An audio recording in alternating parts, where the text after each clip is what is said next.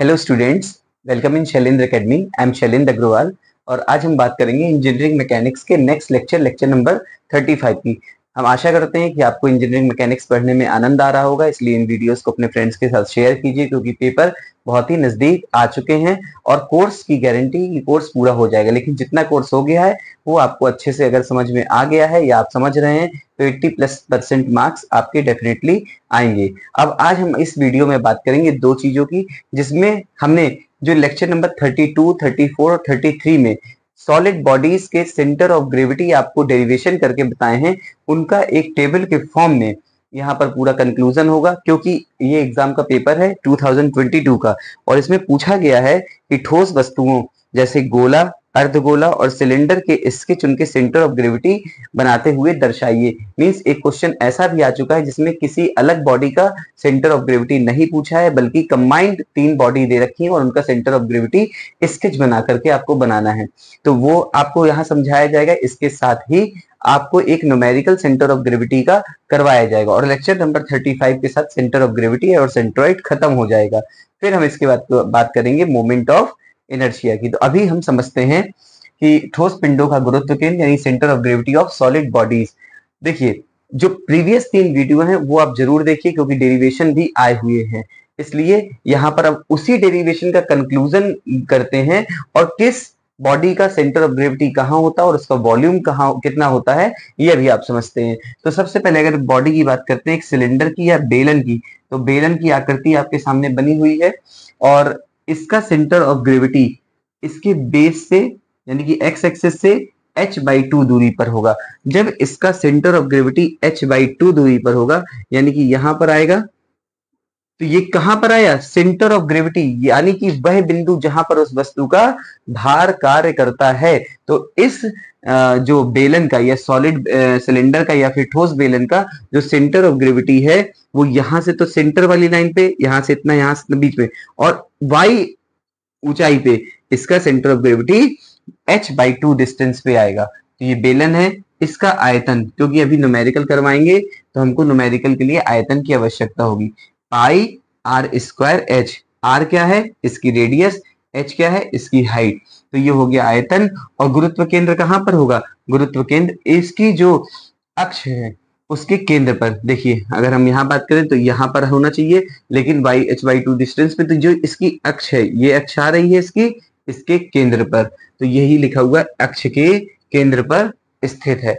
अब जैसे एग्जाम में प्रश्न आया है 3 बॉडी का अलग अलग, तो आपने एक फिगर बनाया, दूसरा फिगर बनाया, तीसरा फिगर बनाया, ये तीनों फिगर बनाने के साथ इनको हम इसी तरीके से रिप्रेजेंट करेंगे, आपको फुल मार्क्स मिलेंगे।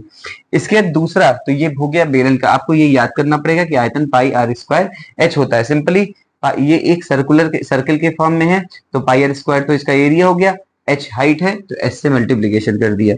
अब हम ठोस गोले की बात करते हैं, स्फीयर की बात करते हैं। हमने इसके पहले वाला जो वीडियो था यानी लेक्चर नंबर 34, उसमें बेलन और स्फीयर का एक साथ डेरिवेशन कराया है कि उनका सेंटर ऑफ ग्रेविटी कहाँ पर आता है, तो यही h/2 डिस्टेंस निकली थी उसमें। अब गोले की बात करते हैं। गोले का जो सेंटर ऑफ ग्रेविटी होता है वो उसके केंद्र पर होता है। मींस जहां पर गोले का केंद्र बिंदु होता है वहीं पर उसका सेंटर ऑफ ग्रेविटी होता है। तो गोला हो गया, गोले का आयतन 4/3 पाई आर क्यूब, ठीक, 4/3 पाई आर क्यूब होता है। और इसका गुरुत्व केंद्र हमने आपको बताया केंद्र पर होता है, यहाँ पर हम जी लिख सकते हैं, केंद्र पर होता है। तो गोले के व्यास के केंद्र पर स्थित, तो जैसे ये व्यास कहीं से भी ले लीजिएगा, उसका सेंटर जहां पर आएगा वही उसका केंद्र होगा, तो गोले के केंद्र पर स्थित है। तो ये हुए 2 बॉडी के। अब हम देखते हैं अगली तीसरी और चौथी बॉडी, जिसमें हेमीस्फीयर होगा और राइट सर्कुलर कोन का सेंटर ऑफ ग्रेविटी कहां पर लाई होता है, आप इसको नोट करिए।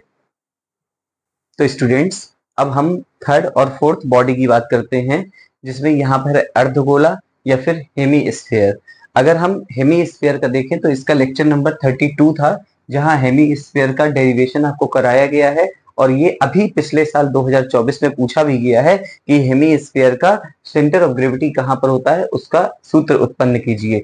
तो ये है हेमीस्फीयर, जो अर्धगोला जिसको बोलते हैं, और इसका सेंटर ऑफ ग्रेविटी आधार से, ध्यान रखिए, आधार से 3r/8 की ऊंचाई पर है। तो ये अर्धगोला, इसका आयतन जो अभी हमें न्यूमेरिकल में काम आएगा 2/3 पाई आर क्यूब, और वही लिखा है समतल ये है समतल के अक्ष में 3/8 आर मीटर की दूरी पर स्थित है। 3r/8 की दूरी पर स्थित है। वो डिपेंड करेगा कि आर मीटर में है कि मिलीमीटर में है।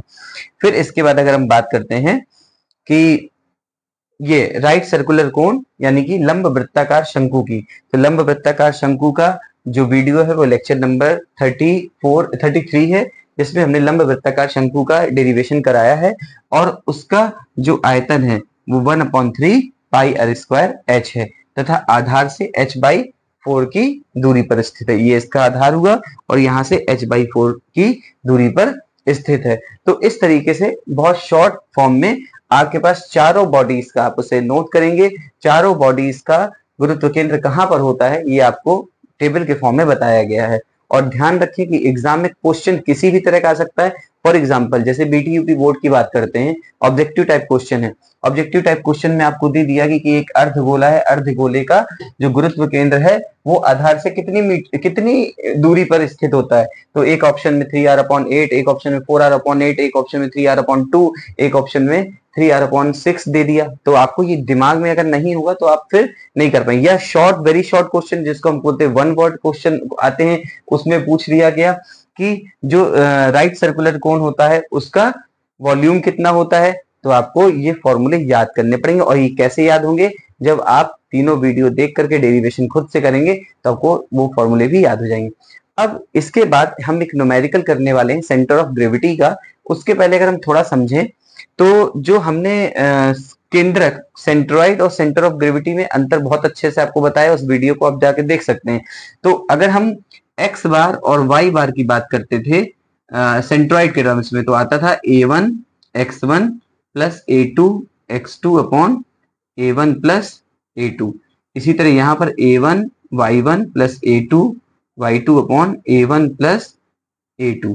यहाँ पर मीन्स इन केस ऑफ गुरुत्व केंद्र, ये हमने बात की थी किसके लिए, सेंट्रॉइड। सेंट्रॉइड किसका निकाला जाता है, एरिया का।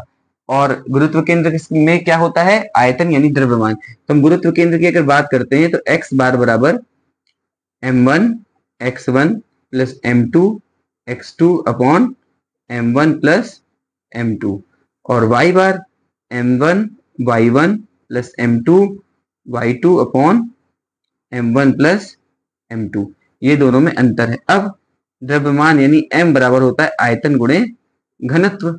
तो अगर हम m1 की जगह रख दें, जो कि पदार्थ है तो उसका मटेरियल सेम होगा, तो अगर यहाँ पे रख दें हम m1 की जगह ये v1 यानी वॉल्यूम, आयतन से घनत्व सेम रहेगा तो वही रहेगा। फिर यहाँ पे हम लिख दे v2 और इंटू रो, और यहाँ पर भी m1 की जगह v1 रो प्लस m2 की जगह v2 रो, तो रो से रो कैंसिल हो जाएगा।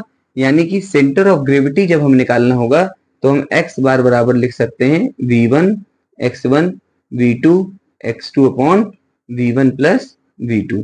और इसी तरीके से y बार का भी v1 y1 plus v2 y2 upon v1 plus v2। तो वेरी क्लियर कॉन्सेप्ट है, कहीं कुछ नहीं। अब हम केंद्रक को हम लोग पढ़ चुके हैं, न्यूमेरिकल लगा चुके हैं। एक न्यूमेरिकल हम लोग सेंटर ऑफ ग्रेविटी का भी देखते हैं कि उसको कैसे लगाना है। तो आप इसको नोट करिए। हेलो स्टूडेंट्स, तो अभी अभी हमने पढ़ा टेबुलर फॉर्म में विभिन्न प्रकार की बॉडीज का सेंटर ऑफ ग्रेविटी। अब उसी से संबंधित एक न्यूमेरिकल हम करने जा रहे हैं और इस न्यूमेरिकल को देखते हैं। इसमें एक ऐसा न्यूमेरिकल हमने सिलेक्ट किया है जिसमें लगभग 3 बॉडीज को कवर कर दिया गया है। और अब हम देखते हैं कि इसका गुरुत्व केंद्र कैसे निकालते हैं। हम इस बिल्कुल भी कंफ्यूजन में नहीं रहे कि हमें केंद्रक निकालना है। केंद्रक में एरिया दिया रहता है और हमको उसका सेंट्रॉइड निकालना होता है। लेकिन यहाँ पर लिखा हुआ चित्र में दर्शाए गए निकाय का क्या निकालना है, गुरुत्व केंद्र ज्ञात कीजिए। उक्त निकाय 10 सेंटीमीटर व्यास के ठोस अर्धगोले, ठोस लिख दिया है। जब कोई वस्तु ठोस होगी तो उसमें उसका आयतन जरूर होगा या द्रव्यमान। जैसे ये ठोस है तो इसमें द्रव्यमान जरूर होगा। अर्धगोले, बेलन तथा ठोस शंकु से बना हुआ है। इस निकाय का जो व्यास है, व्यास यहाँ से यहाँ तक, यहाँ से यहाँ तक, ये सब कितना दिया हुआ है, 10 सेंटीमीटर। तो हमको इसका गुरुत्व केंद्र निकालना है। अगर हम इस चित्र को ध्यान से देखें तो यहाँ पर एक अर्धगोला है, फिर एक सिलेंडर है यानी कि बेलन है, और फिर एक शंकु दिया गया है। हमने अर्धगोले को 1 मान लिया, बेलन को 2 मान लिया और शंकु को 3 मान करके हम इस क्वेश्चन को सॉल्व करेंगे। इस क्वेश्चन को सॉल्व करने से पहले हम आपको एक कॉन्सेप्ट और बताना चाहते हैं छोटा सा, वो है सममित सेक्शन का, यानी कि सममित काट या फिर सिमेट्रिकल सेक्शन का। देखिए सममित काट का मतलब होता है अगर ये एक बॉडी है और इस बॉडी से एक्सिस यहां से गई, वाई एक्सिस, और एक्सिस एक्सिस यहां से है, तो इसका मतलब ये जो बॉडी है इसका सेंट्रॉइड जितना एक्स यहाँ पे है, थोड़ा इसको एक्स लगभग बराबर आपको दिखाते हैं, जितना एक्स इधर है उतना ही एक्स इधर है, यानी कि बिल्कुल सेंटर में आ रहा है एक्स। वाई तो है कुछ ऊंचाई पे, लेकिन एक्स सेंटर में है, और इस तरह की काट को बोलते हैं सममित काट, जिसमें सुनिए ध्यान से, किसी अक्ष के दोनों तरफ बॉडी अगर सेम शेप की होती है तो उस काट को सममित काट कहते हैं। जिस अक्ष के सममित होती है वो उसके अपोजिट वाली एक्स में जो एक्सिस होती है वो 0 होती है। जैसे ये वाई अक्ष के सममित है, ये वाई अक्ष है और इसके सममित है, तो एक्स बराबर 0 होगा। और अगर यही बॉडी ऐसे होती कि यहां पर होती एक्स एक्सिस, ठीक, और यहां होती वाई एक्सिस, तो आप देखिए जितना इधर वाई में है उतना ही इधर वाई में है, तो इसको बोला जाता कि ये किसके सममित है, एक्स अक्ष के सममित, यानी इसका क्या 0 होता, वाई बार, और ये किसके सममित है, वाई अक्ष के सममित। तो ये एक कॉन्सेप्ट समझना बहुत जरूरी है सममित काट का, कि जिस अक्ष के अबाउट कोई बॉडी अगर सममित होगी तो उसके अपोजिट वाली एक्स 0 आएगी। तो इसी तरीके से अगर हम इस बॉडी को देखें, ये हो गया सममित काट का कॉन्सेप्ट। इस बॉडी को देखें तो ये वाई अक्ष के परिता दोनों तरफ सेम है, इसलिए इसका एक्स बार नहीं निकलेगा जो कि 0 होगा। ये नहीं निकलेगा मतलब क्रॉस है, ये नहीं निकलेगा यानी कि 0 होगा, लेकिन हमको क्या निकालना होगा, वाई बार। और इसीलिए डियर स्टूडेंट्स जितने भी डेरिवेशन कराए हैं लेक्चर नंबर 32, 33 और 34 में, उन सभी डेरिवेशन में वाई बार ही निकाला गया है, क्योंकि चाहे आप शंकु देखें, वाई अक्ष दोनों तरफ सममित, चाहे आप बेलन देखें, वाई अक्ष दोनों तरफ सममित, चाहे आप अर्धगोला देखें, वाई अक्ष दोनों तरफ सममित, तो इसका भी वाई निकाला, इसका भी वाई निकाला, इसका h/4 आया था, इसका h/2 आया था, इसका 3r/8 आया था। और चाहे गोला देखें तो ये तो दोनों अक्ष के सममित है, इसलिए इसका एक्स बार और वाई बार बराबर 0 आया था, इसलिए बताया गया था केंद्रक में।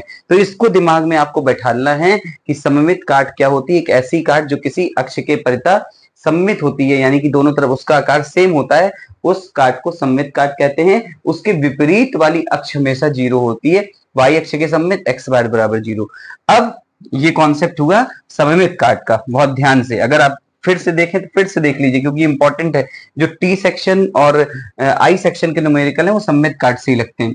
तो अब इसका जो फॉर्मूला बनेगा, चूंकि ठोस बॉडी है तो वाई बार बराबर क्या आता है, m1 y1 m2 y2 m3 y3 upon m1 plus m2 plus m3। 3 part है इसलिए हमने लिया। अब जो द्रव्यमान होता है, द्रव्यमान बराबर क्या होता है, आयतन गुणे घनत्व, तो हम रख सकते हैं v1 रो y1 प्लस v2 रो y2 प्लस v3 रो y3 अपॉन v1 रो प्लस v2 रो प्लस v3 रो। तो रो कॉमन है इसलिए रो सब जगह से हट जाएगा और फाइनल फॉर्मूला बचेगा v1 y1 v2 y2 plus v3 y3 upon v1 plus v2 plus v3। तो ये बस हमें वाई बार निकालना है और ये वाई बार का हमको फॉर्मूला रखना है, जिसको हम यहाँ पर लिख लेते हैं ताकि आपको इसकी एक एक value v1 y1 v2 y2 v3 y3 upon v1 plus v2 plus v3। ठोस बॉडी होगी m1 m2 m3 आएगा। केंद्रक का निकालने को जब बताया गया था तो एरिया लिया गया था, इसलिए a1 a2 a3 आया था। तो ये कॉन्सेप्ट हुआ कि हम इसमें कौन सा फॉर्मूला लगाएंगे। अब हम इसमें एक एक बॉडी, अर्धगोला, फिर इसके बेलन और शंकु का हम अलग अलग सेंटर ऑफ ग्रेविटी निकालेंगे और फिर इसके इस फॉर्मूले में हम इसको रख देंगे तो हमारा आंसर आ जाएगा। अब अगर हमने नंबर 1 पे क्या माना है, नीचे है अर्धगोला, तो हम लिखते हैं अर्धगोला। अब अर्धगोले में हमें चूंकि x निकालना ही नहीं, क्योंकि x बार 0 होगा, तो हमें क्या क्या चीजें निकालनी होंगी, v1 और y1। तो v1 क्या है, आयतन। अर्धगोले का आयतन क्या होता है, 2/3 पाई आर क्यूब। ये आपको अभी टेबल के फॉर्म में लिखवाया गया है। तो v1 इक्वल्स टू 2/3 पाई, और r की वैल्यू कितनी है, देखिए निकाय का व्यास 10 सेंटीमीटर दिया है, तो जो रेडियस होगी वो 5 सेंटीमीटर, तो 5 का क्यूब। v1 का अगर मान निकाला जाए 2/3 इंटू पाई इंटू 5 की पावर 3, ये आया 261.79 सेंटीमीटर क्यूब। यूनिट का विशेष ध्यान दीजिएगा, वॉल्यूम है इसलिए मीटर क्यूब आया, सेंटीमीटर क्यूब। अब इसके बाद y1, देखिए हमने जब आपको अर्धगोला बताया था, तो ये कॉन्सेप्ट बहुत ध्यान से सुनिए। अर्धगोले का जो सेंटर ऑफ ग्रेविटी था वो यहां था, यानी जो समतल यानी जो बेस था वहां से 3r/8 पे आया था, लेकिन यहाँ समतल यहाँ पे था, यहां पर समतल उल्टा हो गया है, ये देखिए। लेकिन अगर समतल से 3r/8 है तो समतल से 3r/8 ही रहेगा यहां पर। अब आपको लेकिन लेना कहां से, यहां से, क्योंकि हमारी तो लाइन ए बी यहां से है ना, तो आपको इतना डिस्टेंस चाहिए, लेकिन आपको ये पता है पूरी कितनी है, 5 सेंटीमीटर, तो ये कितनी हो जाएगी, 5 माइनस 3r/8। ये सबसे इंपॉर्टेंट क्वेश्चन है अर्धगोले का, क्योंकि यहाँ पर बताया ऐसे गया है, आया उल्टा है। हमें कॉन्सेप्ट याद रखना है कि बेस से 3r/8 पे होगा। इसी तरह सेंट्रोइड के क्वेश्चन में था, तो y1 कितना आया, 5 माइनस 3r/8, तो y1 5 माइनस 3 इंटू 5/8, तो y1 की वैल्यू निकल करके कितनी आती है, 5 माइनस 15/8, 3.125 सेंटीमीटर। क्लियर हुआ। तो पहली बॉडी का हमने v1 और y1 निकाल लिया। दूसरी बॉडी है बेलन, यानी कि दूसरी बॉडी क्या है, बेलन। अब हम देखते हैं बेलन का आयतन v2 इक्वल्स टू क्या होता है, 1/3 पाई आर स्क्वायर एच।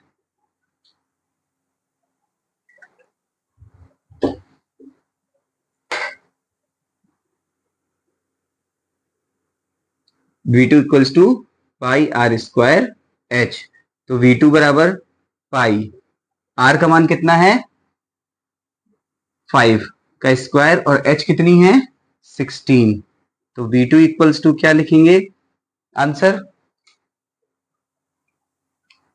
5 का square into 16 into pi, answer आया 1256.6 सेंटीमीटर क्यूब। ये आ गया v2 का मान।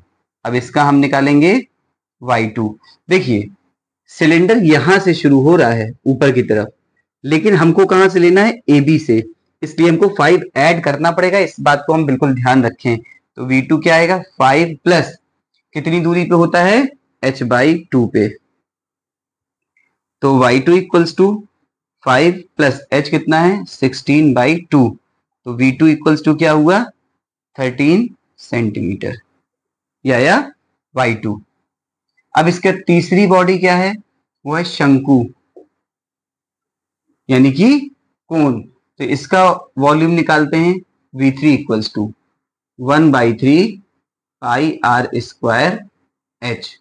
अगर इसकी वैल्यू रखें तो 1/3 पाई, आर कितना है, वही जो सबका आर होगा, 5 का स्क्वायर। यहाँ दे रखा है 10 सेंटीमीटर का ही ठोस अर्धगोला, बेलन और शंकु है। ये क्या है, व्यास, तो रेडियस सबकी 5 और h कितनी है, 12।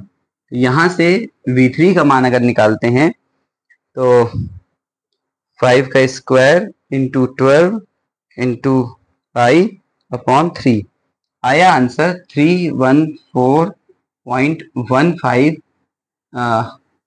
Centimetre cube. ये आ गया v3। तो हमने देखिए v1 v2 y1 y2, v1 y1 v2 y2 और v3 निकाल लिया। अब y3 निकालते हैं। y3। देखिए जिस तरह से बेलन यहां से शुरू हुआ था, शंकु यहां से शुरू हो रहा है, लेकिन हमें लेना यहां से है, तो हम पहले लिखेंगे 5 प्लस 16 और प्लस इसका कितना दूरी पे होता है, h/4 पे। इसका यहां से शंकु का आधार होता है, वहां से h/4 पे होता है। तो y3 इक्वल्स टू आया 5 प्लस 16, h कितना है 12/4, यानी y3 इक्वल्स टू कितना आया 24 सेंटीमीटर। ये सारी वैल्यूज आपके सामने आ गई, क्योंकि मेन है इनकी वैल्यूज को फाइंड आउट करना, जिसमें सबसे इंपॉर्टेंट अर्धगोला है, क्योंकि उसका ये फॉर्मूला तो कोई याद करने की बात ही नहीं, कठिन नहीं है बिल्कुल भी, लेकिन अगर इन वैल्यूज में कहीं भी थोड़ा सा मिस्टेक हो गया तो फिर आंसर नहीं आएगा।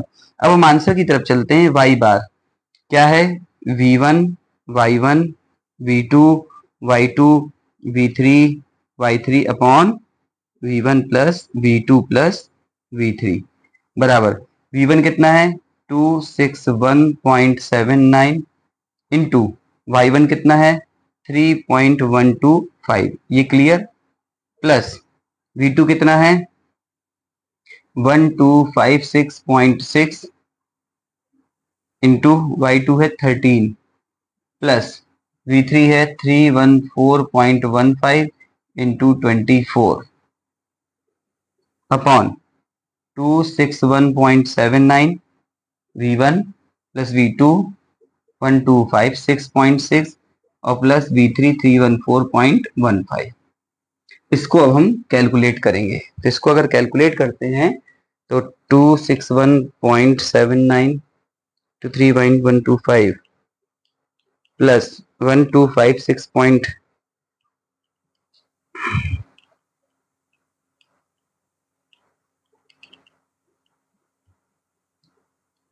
Plus 1256.6 into 13 plus 314.15 into 24 upon 261.79 plus 1256.6 plus 314.15। तो आंसर आ रहा है यहाँ पे y bar equals to 13.47 centimetre. ये आया y बार का आंसर। चूंकि फॉर्मूला हम लिख चुके हैं इसलिए यहां से इसको हटा देते हैं। तो अब आप देखेंगे कि y बार आया 13.47 सेंटीमीटर। तो इसी बॉडी का, पूरी की पूरी बॉडी का, कंबाइंड बॉडी का जो सेंट्रॉइड है वो हाइट में 13.47, तो नीचे से 5 सेंटीमीटर इतना है, ये तो उसकी इस लिमिट के ऊपर चला जाएगा, 16 5 21 हो जाएगा। तो 13.47 है उसको हम लगभग यहां मानते हैं कि 13.47 सेंटीमीटर y बार। तो यानी कि यहां कहीं इसका सेंट्रॉइड आएगा, तो ये हुई इसके मेन पूरी बॉडी के सेंट्रॉइड का पॉइंट जो इधर से होकर के गुजरेगा। तो इस क्वेश्चन में पूरा कंप्लीट आपको समझाया गया है। देखिए ये फॉर्मूला हम बार बार बोल रहे हैं, आसान है, याद हो जाएगा, ये आपको समझ में आना चाहिए। इसलिए एक ऐसा फिगर लिया गया है जिसमें तीनों ही बॉडी आ गई हैं और हमने v1 v2 v3 के मान आपको निकाल करके बता दिए हैं। तो इस वीडियो में इतना ही। अब हमारा यहाँ से सेंटर ऑफ ग्रेविटी और सेंट्रॉइड का जो 4th यूनिट चल रहा है उसका हाफ पोर्शन कंप्लीट हुआ है। अब हम बढ़ेंगे किसकी तरफ, मोमेंट ऑफ इनर्शिया की तरफ, जिसमें बहुत कुछ नहीं है, 3 या 4 वीडियो में मोमेंट ऑफ इनर्शिया खत्म हो जाएगा। और फिर इसके बाद 5th यूनिट, तो मोस्ट प्रोबेबली 10 या 15 लेक्चर में सारा कुछ खत्म होने वाला है। तो अगर आप पहली बार आए हैं देखने, तो अपने जो भी फ्रेंड्स आपके इंजीनियरिंग मैकेनिक्स पढ़ रहे हैं उनको शेयर जरूर कीजिए, कमेंट और लाइक करके बताइए कि आपको वीडियोस कैसे लग रहे हैं। किसी भी और तरीके की आपको प्रॉब्लम है इंजीनियरिंग मैकेनिक्स में या कुछ भी, तो एक जैसे अभी कमेंट आया था कि सर कैलकुलेटर अलाउ नहीं होता है, आप कैलकुलेटर से कर रहे हैं, तो आप भी बिना कैलकुलेटर की करिए। तो उसके लिए एक वीडियो मैंने डाला है जिसको आप देखेंगे, तो उसमें बीटीयूपी बोर्ड के द्वारा एक नोटिस आया है जिसमें बताया गया है कि कौन सा कैलकुलेटर किस एग्जाम में अलाउ रहता है या किस किस पेपर्स में कैलकुलेटर नहीं है। तो उसका भी आप वीडियो देखिए। और बाकी आपको अब आगे मोमेंट ऑफ इनर्शिया पढ़ना है। तो keep sharing, keep watching, keep supporting. Thank you so much for watching. Thank you.